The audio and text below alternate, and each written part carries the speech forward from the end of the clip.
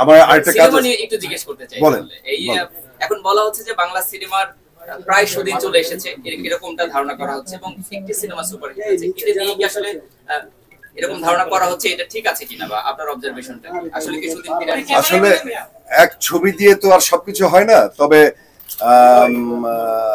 এই ছবিটা আলোচনায় এসছে এবং মোটামুটি দর্শকদের মধ্যে একটা ছবি দেখার আগ্রহটা হলে যে আমার কাছে মনে হয়েছে, কারণ আমি নিজেও এই ছবিটা হলে গিয়ে দেখেছি এবং আশা করি যে বাংলা চলচ্চিত্র আরো সামনের দিকে এগিয়ে যাবে, শুধু একটি ছবি দিয়ে না, এরকম আরো অনেক ছবি লাগবে। কারণ যে ছবির ইন্ডাস্ট্রিটা যেরকম পিছিয়ে আছে, এটা সামনে এগিয়ে নিতে আরো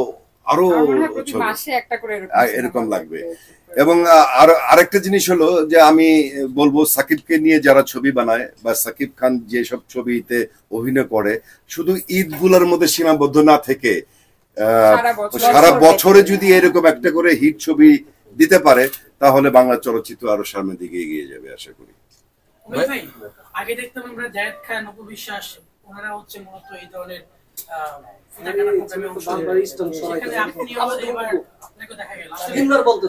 ভাইয়া আসলে এটা আমার প্রথম না, এরকম ফিতা কাটা অনুষ্ঠানে অনেক করেছি, বা অনেকের নাম হয়েছে ফিতা কাটা আর্টিস্ট। ভাই, শিল্পীরা হচ্ছে ফুলের মতো, আমাদের চেহারা দেখিয়ে আমাদের বিজনেস নাকি, সেটা বড় পর্দায় হোক, সেটা মঞ্চে হোক, সেটা এই ধরনের অনুষ্ঠানে হোক, এটা হলো আমাদের শিল্পীদের কাজ, ঠিক আছে? তো এতে নিয়ে নেগেটিভ ওয়েতে কোনো কিছু বলার তো আমার মনে হয় কিছু থাকে না। বাট শুধু অপু বিশ্বাস বলেন, যেটার নাম বললেন যে আজকে জায়েদ খান, এরকম অনেকেই করছে, শুধু বাংলাদেশে সারা পৃথিবীতেই। হ্যাঁ, এটা তো নরমালি ফিতা কাটা, যেটা নরমালি যেটা হয়। কি বলবো, এই যে ফিতা কাটছে অভিনেতারা, আগে তো আমরা দেখতাম যে আপনাদেরকে মানে সহজে মানুষ পেত না, এখন সহজে পাচ্ছে। এই ব্যাপারটা সহজ হয়ে যাচ্ছে। এই দেখেন, যদি আমাকে না পেতো তাহলে আপনিও আমাকে পেতেন না। আপনি কি আমাকে সহজে পান না? তার মানে কি আপনাদেরকে সুযোগ করে দিয়েছে ক্যাপিটাল, ঠিক আছে? আমাদেরকে কিন্তু সহজে, মানে কি, আমাদের সঙ্গে আলাপ করে ডেট নিয়ে তারপর পেমেন্ট করে তারপরে তো আমাদেরকে আপনাদের সামনে এনেছে, ঠিক আছে? যাই হোক, আমাদের শিল্পীদের ভালো কাজে আমরা সবসময় থাকি, এটা একটা ভালো কাজ, ভালো উদ্যোগ, অতএব আমাদেরকে পাওয়া গেছে। এখন আপনি ডাকলে আমাকে সঙ্গে সঙ্গে পাবেন মনে হয় না, যদি ভালো কাজ হয়।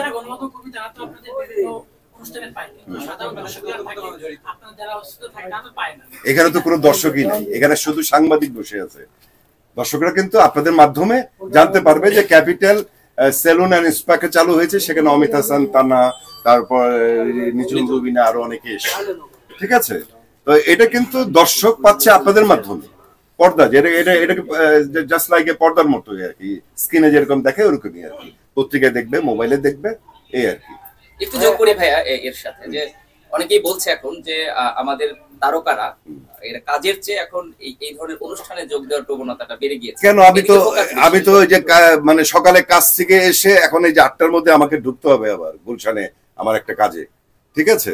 তো আমি তো কাজ বাদ দিয়ে এটা করছি না, কাজের ফাঁকি করছি, আর এটা একটা কাজ না। আরেকটা জিনিস যে আমরা যে আজকে এখানে এসেছি, আমাদেরকে, আমরা কিন্তু উইদাউট পেমেন্ট, একটু প্লিজ, আমরা যে আজকে এখানে অ্যাটেন্ড করেছি, আমরা কিন্তু কেউ উইদাউট পেমেন্টে কিন্তু কেউ অ্যাটেন্ড করিনি।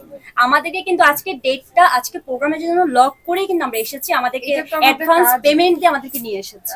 সো একটা কাজ আর অকাজ আমি তো বুঝলাম না, এটাও একটা কাজ, ঠিক আছে? যাই হোক ভাই, এখন একটা নেগেটিভ হইতে আর কোনো প্রশ্ন আছে আপনাদের?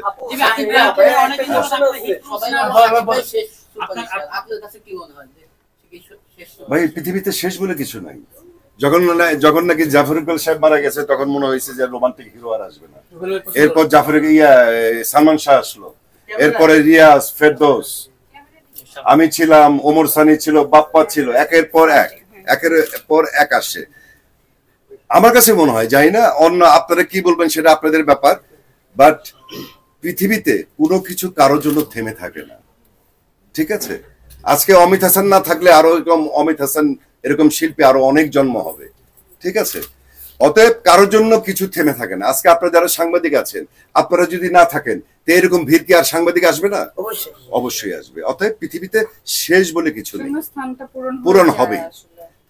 তবে হ্যাঁ, একজন জাফর ইকবাল, একজন সালমান শাহ বা জসিম সাহেব বা একজন মান্নার হয়তো হবে না, আরেকটা শিল্পী তৈরি হবে। সুপারস্টার থেকে আমরা দেখলাম একটু ভাই একটু সাইসাত যোগ করি, সুপারস্টার থেকে আমরা দেখলাম এবার মেগা স্টার চলে আসছে। এটা হয়তো এটা কে নাম দিয়েছে? এই বিষয়টা এই নামটা কে দিয়েছে? কে দিয়েছে জানি না, আমরা তবে দেখেছি যে দর্শকরা বলে আর কি মেগা স্টার হিসেবে পরিচিত করা হচ্ছে। আমি যদি এখন বলি যে আমি all round star, all time star, তাহলে কি এটি চালু হবে?